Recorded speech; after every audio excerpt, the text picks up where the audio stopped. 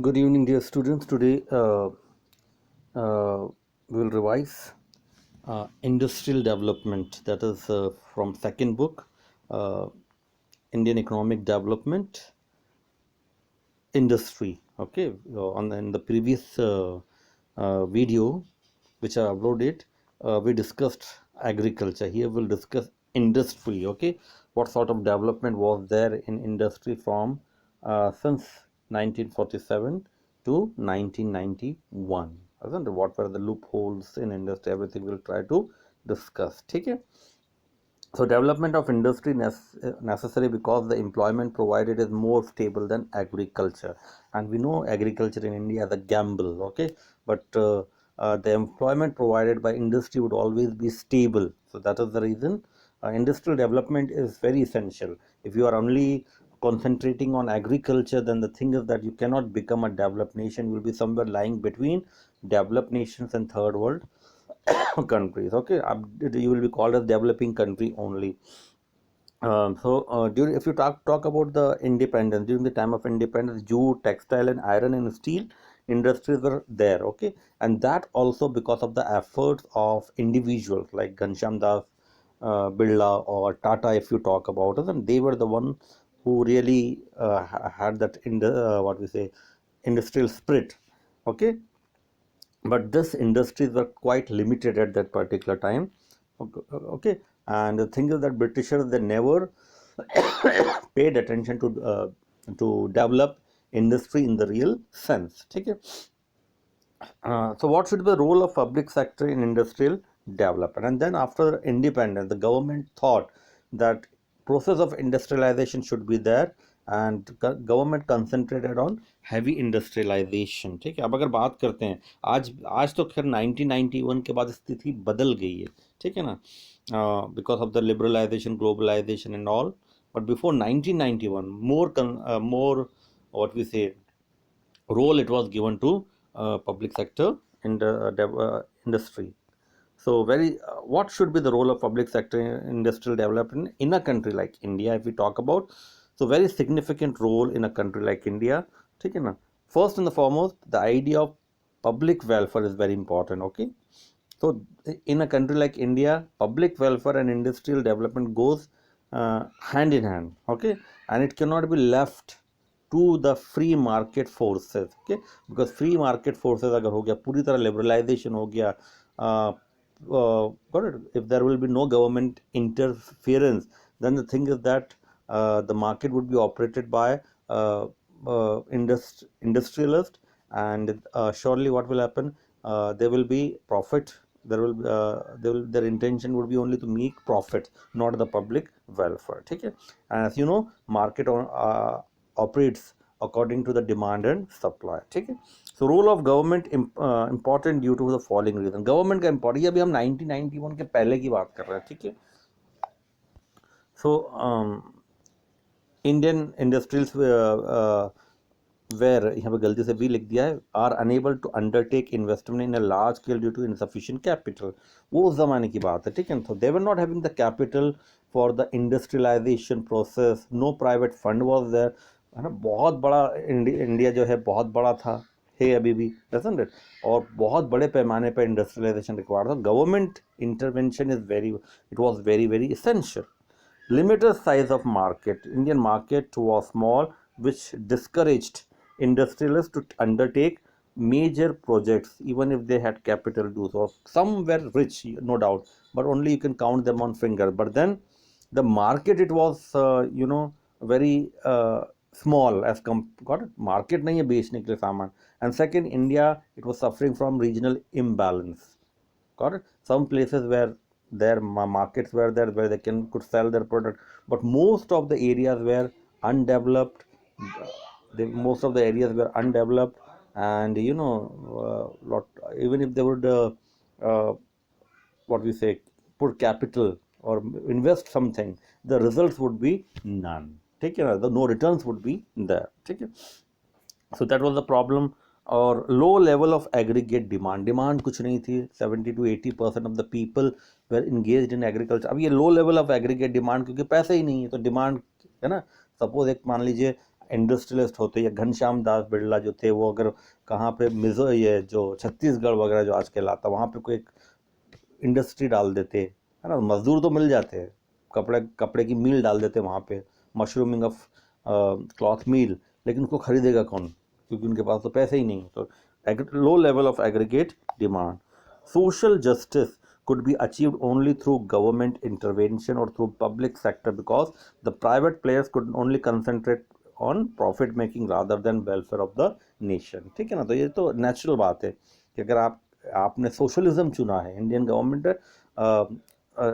decided to choose socialism over capitalism, so if you have chosen socialism, then naturally government has to play a role, you cannot leave everything to private players। तो industrial policy resolution 1956 में जो आया था, उसके main points क्या थे? जैसे मैंने पहले बताया था कि गांधी जी और नेहरू में थोड़ा डिस्प्यूट था after 1947 whether Nehruvian model should be applied और Gandhian model should be applied. Nehru opted for heavy industrialisation. Gandhi ji चाहते थे कि पहले गाँवों को मजबूत बनाया जाए थ्रू स्मॉल स्केल इंडस्ट्रीज और थ्रू दिस जो कहते हैं ना छोटी छोटी जो घर में इंडस्ट्रीज होती हैं, कॉटेज इंडस्ट्रीज को उत्पन्न कराया जाए, उसको डेवलप किया जाए। Otherwise what will happen, there will be huge migration from villages to cities and it will create lot of chaos. But finally क्या हुआ कि हैवी इंडस्ट्रियलाइजेशन पे जोर दिया गया। ठीक है ना। अब इसके एलिमेंट्स क्या थे? If you talk about elements of IPR, है ना, इंडस्ट्रियल पॉलिसी रेजोल्यूशन का मेन पॉइंट्स क्या थे? ठीक है ना।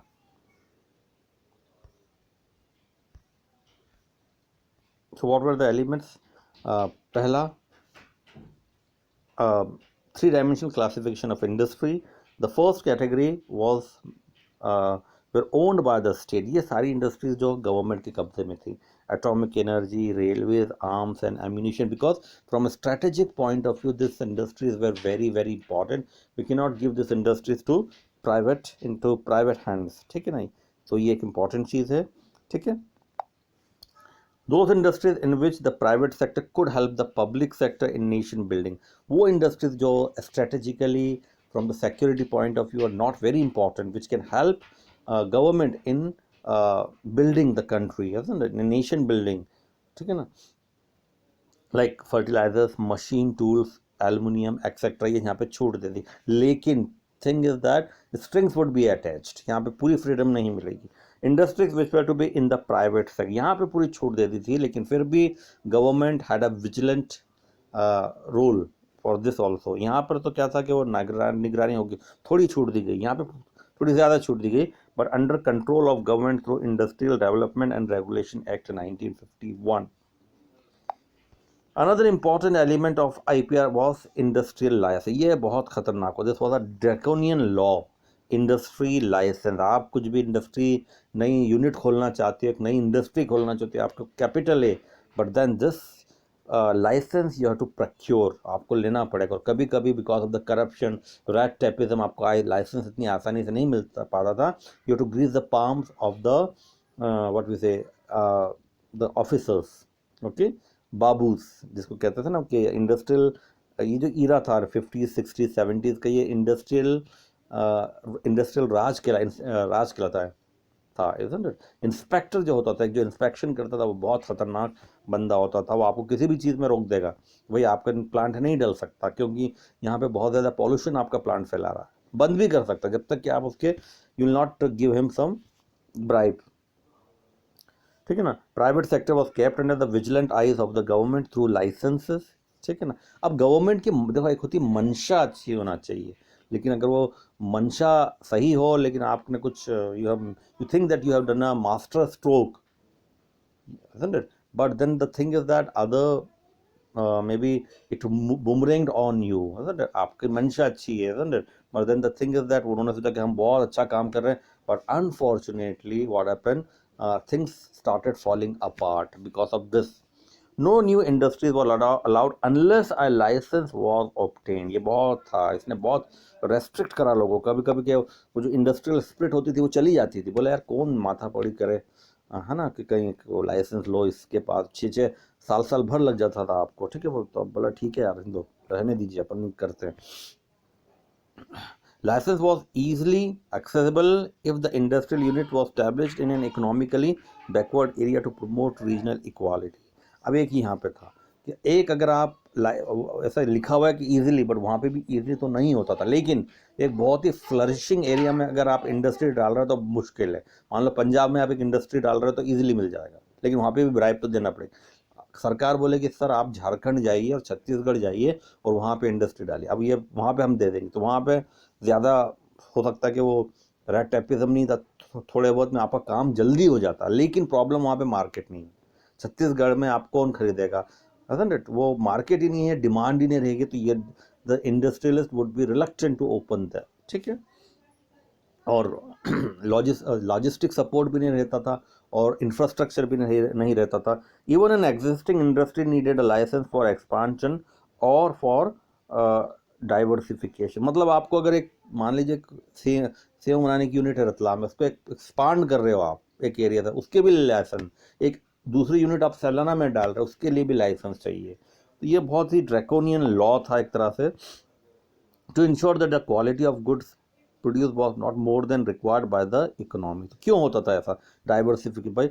To ensure that quantity of goods produced was not more than required by the economy. भाई आप होर्डिंग नहीं कर लो, बहुत ज़्यादा क्वांटिटी में प्रोड्यूस कोई चीज़ नहीं कर लो, ठीक है ना। तो ये सब बेवकूफ़ी जैसी हरकतें थी उस ज़माने में।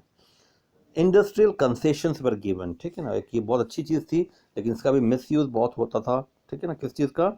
इंडस्ट्रियल कंसेशन का।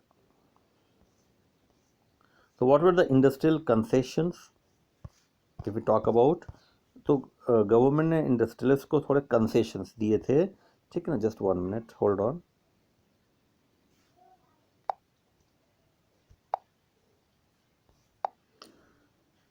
So in what were the industrial concessions given? Although restrictions were there, but at the same time private entrepreneurs were offered industrial concession. Example tax benefit, अगर आप एक कोई इंडस्ट्री कहाँ पे खोलोगे, बैकवर्ड एरिया में खोलोगे, तो tax concession benefits would be given, electricity would be given at subsidised rate, है ना, to encourage them so that they establish units in backward area. Problem ये नहीं थी उनकी, प्रॉब्लम थी मार्केट बिल्कुल नहीं था वहाँ पे, डिमांड नहीं थी market. So even if they will open there with all such facilities, isn't it, they have to shut down after 1 year or 2 year because there is no demand. Demand क्यों नहीं है?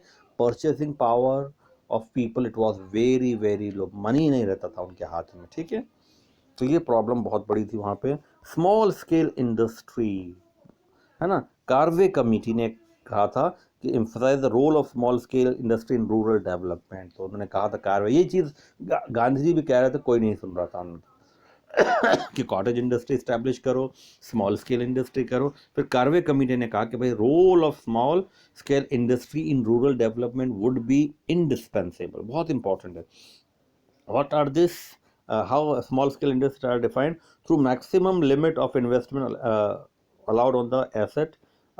In 1950 the limit was 5 lakh, now 1 crore. What those industries earlier before 1991, ठीक है ना, 1950 से लेकर 1991 तक limit क्या थी? 5 लाख तक।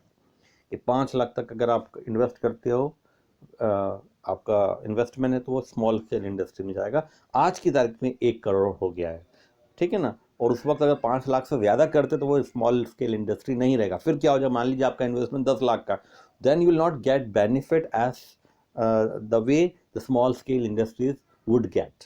ये प्रॉब्लम थी, ठीक है। तो what are the characteristics of small scale industry? Employment oriented, that is labour intense. पहले चीज़ सबसे बड़ी चीज़ थी कि यहाँ पे लोगों को एम्प्लॉयमेंट मिल जाता था, एंड एम्प्लॉयमेंट भी ऐसा नहीं कि you require very polished skill और ये है ना technical skill, no, that here the production is और employment is labour intensive rather than machine intensive और capital intensive, okay. so that's why the more and more employment would generated. ये एक था, correct. Second, locational flexibility, because they can be established anywhere without considering the source. Many times what happens, you are not able to establish a particular industry because of lack of raw material, okay. आप कुछ industry setup करना चाहते हो but वहाँ पानी नहीं है, logistic support नहीं है, रोड नहीं है प्रॉपर, बट ये इसमें ऐसा नहीं है कि रॉ मटेरियल ऐसा रहते हैं कि वो रॉ मटेरियल कहीं पर भी उत्पन्न हो जाते हैं। So that's why it is called locational flexibility. कहीं पर भी आप उसको, आपके पास 2 कमरे हैं, 500-600 स्क्वायर फीट का मकान है या जो भी कह सकते हो आप, है ना, हॉल है, उसमें भी आप स्टार्ट कर सकते हो। तो locational flexibility, not much amount is required, ठीक है ना, एंड रॉ मटेरियल की कोई प्रॉब्लम नहीं है। Good for India were capital is deficient labour, and India the country you know very well because of the increasing population, because of the population explosion, it's a capital deficient country. यहाँ machines नहीं है, capital नहीं है, labour is surplus, तो that particular labour could be assimilated, ठीक है। they are equity oriented, ठीक है ना, avoid concentration of economic power, they can utilize small fund in a judicious manner and can generate revenues in a proper manner. Now this small scale industries are equity oriented, isn't it? Equity oriented, maybe what happened, there is no concentration of economic power. If you talk about very big business houses, okay, उसमें क्या होता है, business houses, they what we say, there is concentration of economic power. जैसे आज की तारीख में भी यही हो रहा है ना, some industrialists they are at the top, Adani Ambani को आप देख लीजिए, टाटा बिरला को, they are at the top, they are the top notch industrialist, okay. 80%, जैसे कहते हैं ना, 80% of the wealth in India is in the hands of 20% industrialist, ठीक है ना।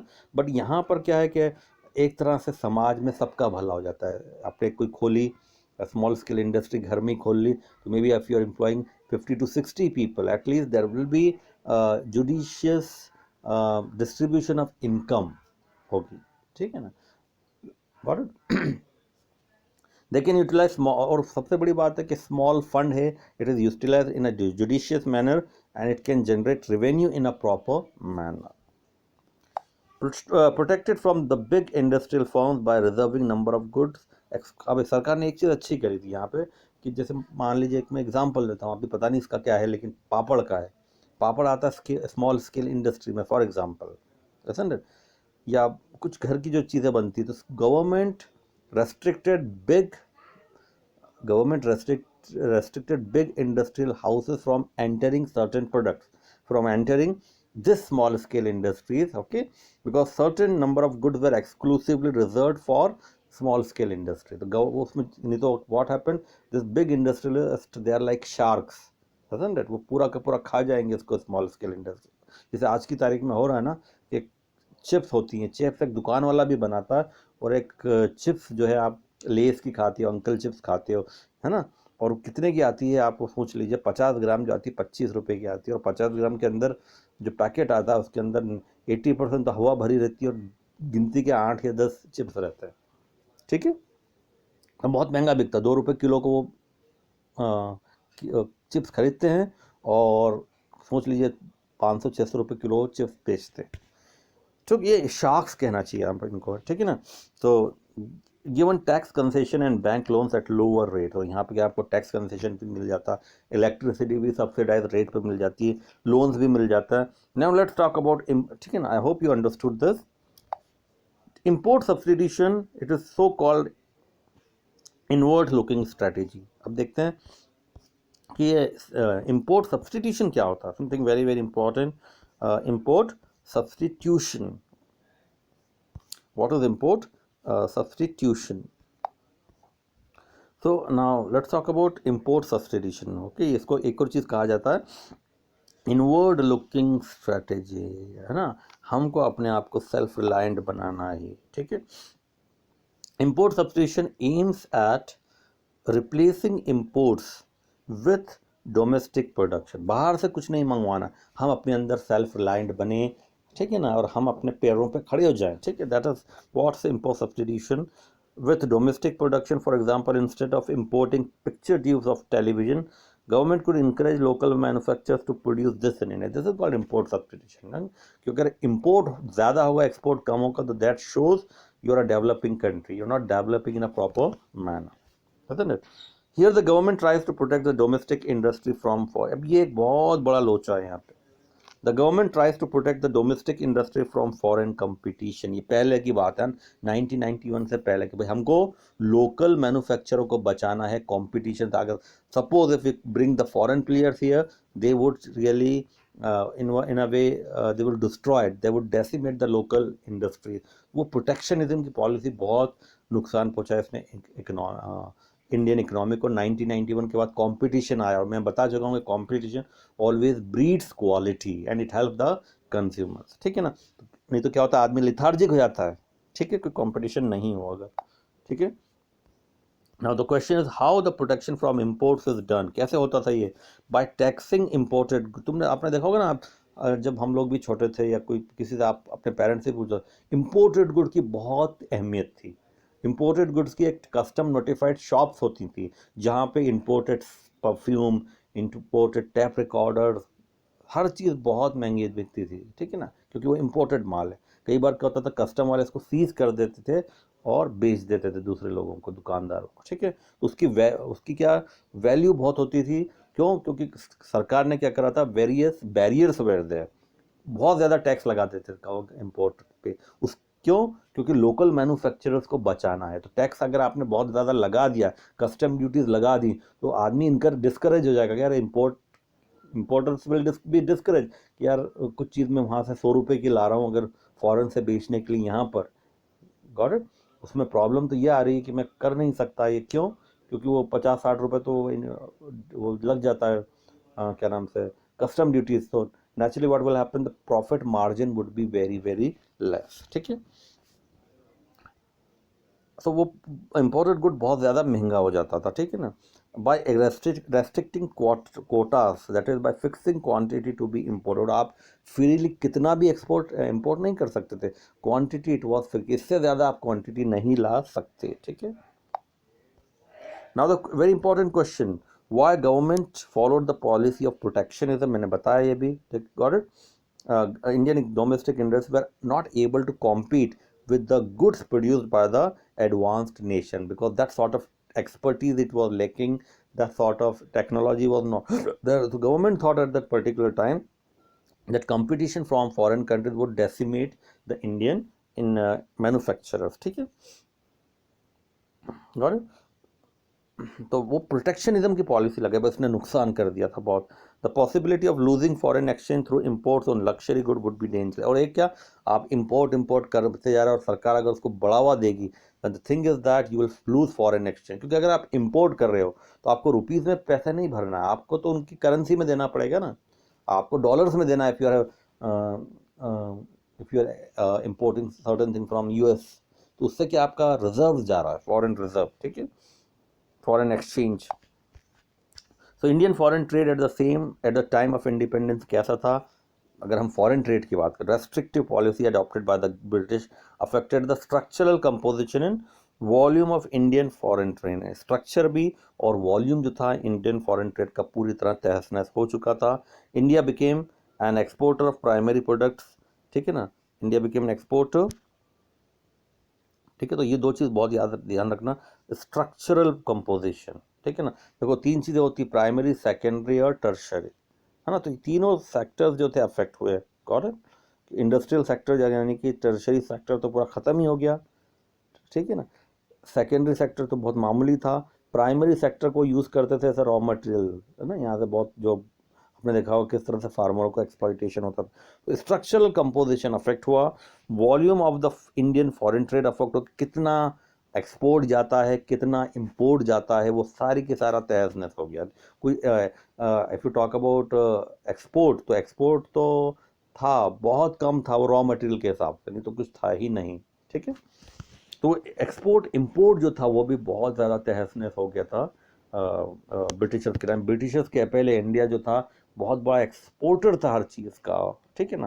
पर ये इन्होंने जो है वॉल्यूम ऑफ द ट्रेड जो को बैलेंस होता है किसका, एक्सपोर्ट और इंपोर्ट का, वो पूरा तहस नहस कर दिया। India became an exporter of primary product such as raw silk and an importer of finished consumer goods like silk and woollen cloth. देखो यहाँ पे ब्रिटिश की पॉलिसी है, जो एक्सपोर्ट हो रहा है प्राइमरी प्रोडक्ट ये हो रहा है, लेकिन ये किसके लिए हो रहा है, ब्रिटिशर्स के लिए। उनके वो इसको रॉ मटेरियल के रूप में यूज़ कर रहे हैं, और फिर वहाँ से जो है कहाँ से आ रहा है, फॉरेन कंट्री से आ रहा है, जो इम्पोर्टेड वो क्या चीज़ हो रही है, सिल्क और woollen cloth.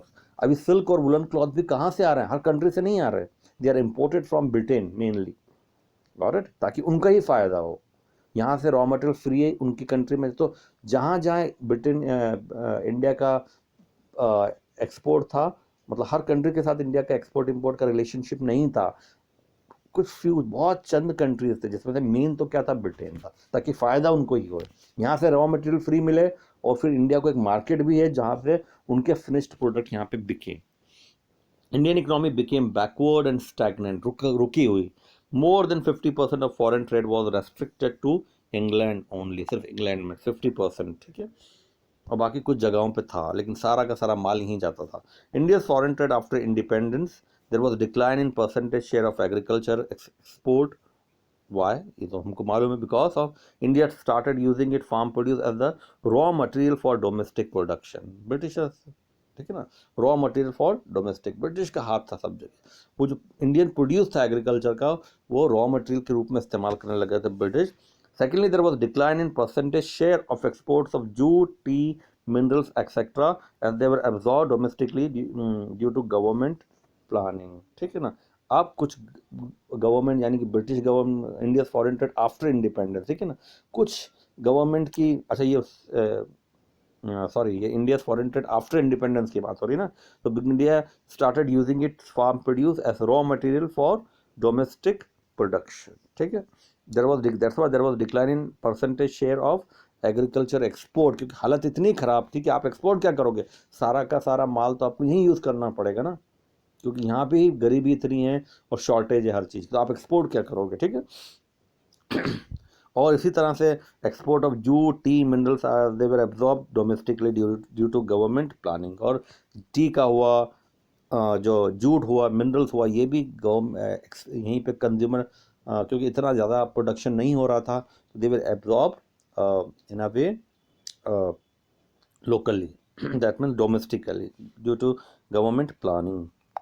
There was increase in percentage share of exports of machine made goods. This shows the development programs were bearing fruit. There was increase in percentage share.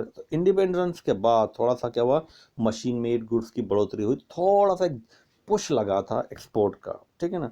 अब बात करते हैं डायरेक्शन ऑफ फॉरेन गुड, कहाँ जाता था ये foreign, अगर बात करें at present we deal with almost all the countries of Europe, Japan. देखो 1991 के पहले की बात है, ठीक है, ये सारे कंट्रीज से हम डील करते हैं। इफ़ यू टॉक अबाउट और मिडिल ईस्ट से बहुत ज़्यादा हमारा है, जापान, चाइना, यूरोप। ना भी इम्पोर्ट फ्रॉम, हमारा इम्पोर्ट कहाँ से आता है, रशिया, जापान, ऑस्ट्रेलिया, ठीक है ना, न्यूजीलैंड एक्सेट्रा, इम्पोर्ट और एक्सपोर्ट दोनों, ठीक है। Critical appraisal of industrial development from 1950 to 1990, like analyse करते हैं क्या था, कितना हमने खोया, कितना हमने पाया, है ना। 1950 to 1990 हालत बहुत ख़राब थी, हाँ ध्यान रखना। Rise in industrial share of GDP from 11.8% in 1950 to 24, 11 to the 22, कह सकते हो 40 साल में इंडस्ट्रियल शेयर जीडीपी में बढ़ा, ठीक था लेकिन इतना भी ठीक नहीं था। This is an important indicator of development है, लेकिन आप डेवलपमेंट को 40 साल में लोगों ने जंप करके कंट्रीज ने डेवलप्ड नेशन बन गए, हम अभी भी डेवलपिंग नेशन थे, ठीक है। Diversification of industrial sector, India produced not only just basic goods like cotton, jute, etc. Other being variety of goods were being produced. There was development of indigenous industries in electronics and automobile factories due to protection. अब ये यहाँ पे क्या हुआ कि local manufacturing को थोड़ा बल मिला, वाई, बिकॉज ऑफ प्रोटेक्शनिज्म। अब उन्होंने काफ़ी चीज़ें प्रोड्यूस करना स्टार्ट कर दी, जैसे कि मैंने बताया इलेक्ट्रॉनिक्स मार्केट में जो है बजाज, जो है कलर टीवी, पिक्चर ट्यूब्स बनने लग गए, बहुत सारी चीज़ें बनने लग गए, लेकिन क्वालिटी घटिया थी। बट हाँ, इनको बूम ज़रूर मिला, क्योंकि कोई प्रोटेक्शन नहीं था, और इससे नुकसान किसका हो रहा था, कंज्यूमर का। बढ़ तो रहा था लेकिन उससे क्वालिटी घटिया हो गई थी, ठीक है, बिकॉज प्रोटेक्शनिज्म था। There was promotion of small scale industry for those people who are lacking big capital to start business. Employment equity and equity, it was to some extent achieved. There was promotion of small scale industry, or because of small scale industry, what the people who are not having big fund, तो एक तरह से उनको boost मिला, और उनको boost मिला, उन्होंने 20-30 लोगों को और एम्प्लॉयमेंट दिया। जैसे मान लो किसी के पास 5 लाख है, उसने स्मॉल स्केल इंडस्ट्री खोल दी, उसने 30 लोगों को एम्प्लॉयमेंट दिया, अपनी छोटी सी फैक्ट्री में रख दो। एक तरह से इक्विटी हो गई है कि भाई जो है इक्वल शेयरिंग हो रही है। हाँ, किसकी क्या कहना चाहिए, वो जो पेमेंट है या सैलरी की वजह से, तो ठीक है, थोड़ी लोगों की परचेसिंग पावर बढ़ गई। Got it. और protection of domestic industry from foreign competition through heavy duty on import and fixing of import quota. और ये प्रोटेक्शनिज्म की पॉलिसी थी कि फॉरेन से आप एक क्वांटिटी से ज़्यादा जो है इंपोर्टेड आइटम्स नहीं ला सकते, और अगर लाना भी चाहो तो क्या क्या यू हैव टू पे heavy duties.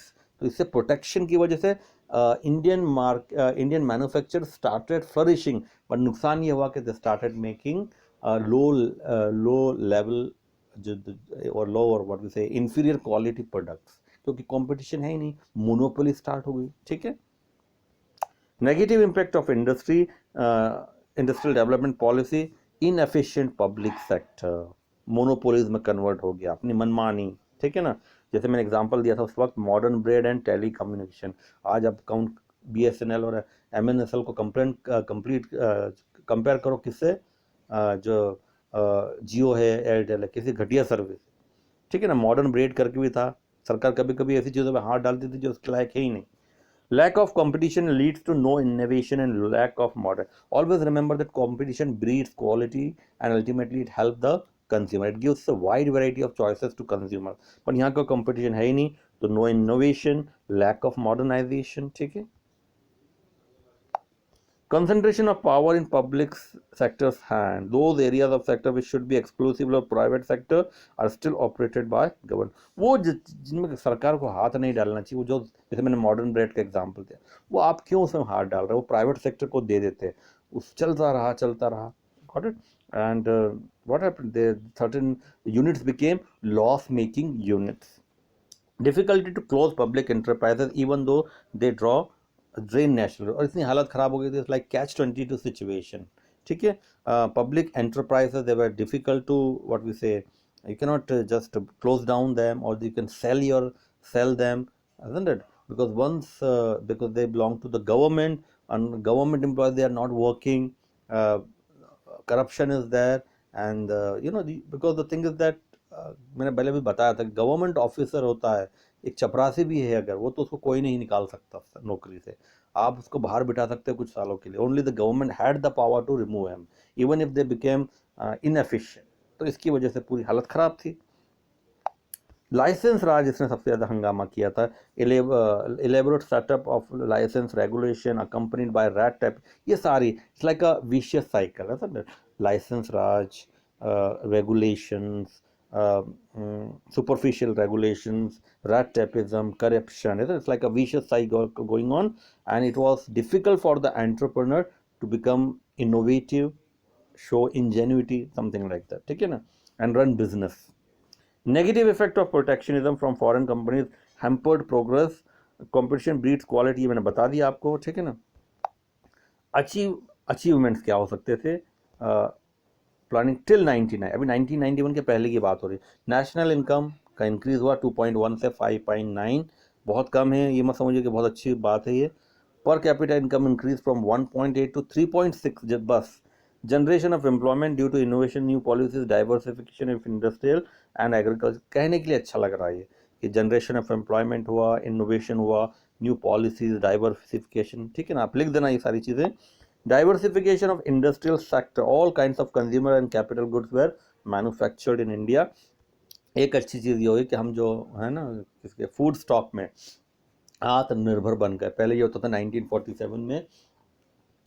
Irony was that India, it was considered as agrarian economy. Despite that, we have to import food grains from US. तो अब वो चीज़ नहीं थी कम से कम। ठीक है।